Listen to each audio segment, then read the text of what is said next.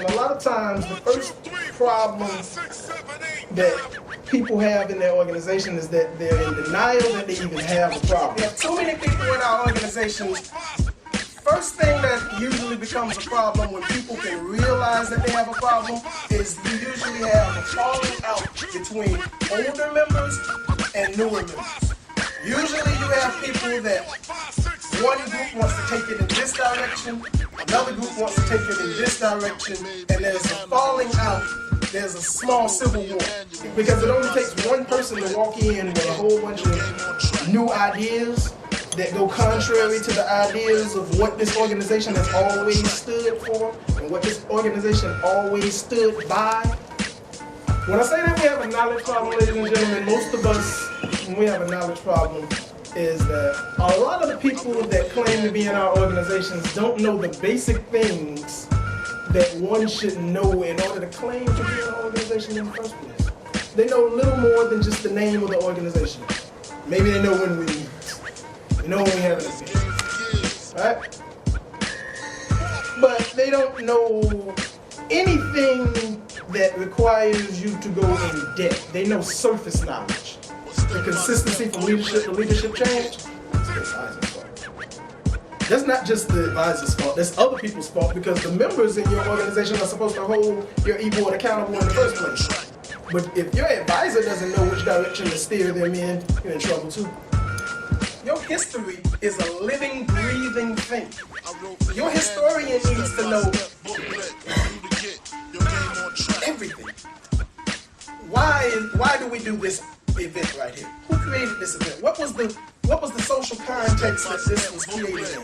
Why do we do this particular event during this particular week of this particular month? You ever heard, like when the government, when they talk about the White House historian, they tell you everything. But most of us can't tell you anything that happened in our organizations more than 2 or 3 e-boards before us. But we love our organization so much that we know nothing about it. It's a shame. Most of us don't even have history books of what went down in our organization. I want to see pictures, but pictures don't tell you much of a story.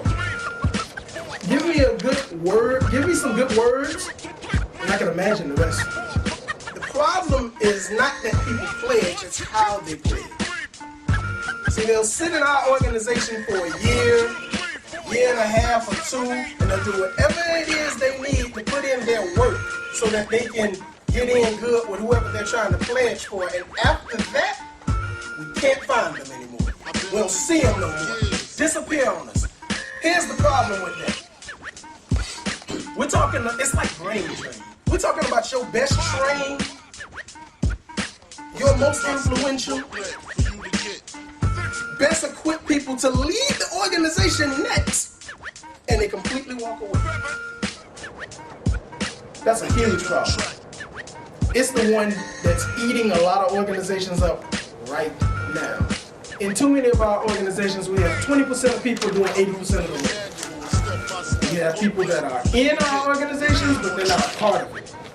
They're interested, they are not committed. In too many of our organizations, 20% of the people are doing 80% of the work. First thing I'll tell you about being in an organization, everybody needs to have a job. What is it that you do in your organization? What is it that you do? What do? Do you help with the flyers? Are you on the e-board? Do you plan events? Do you set up events? Do you clean up events? Do you go pick up the speaker? What is it that you do? Do you help with the finances? What is it that you do? One of the first things I like to ask people is, well, what kind of organization are you? Whenever somebody tells me they have a problem with an organization, what kind of organization are you? Is it a historical organization? Is it a cultural organization? Is this a social organization? Is this a political organization? Is it a combination of 2 things? Is it a political social organization? Tell me what kind of organization we are. Also to educate other people so that they can understand you. It's a cultural exchange. So you need to not only want to talk to black men, but we also need to get some white brothers in on it so they can understand what we're going through and how we can work together.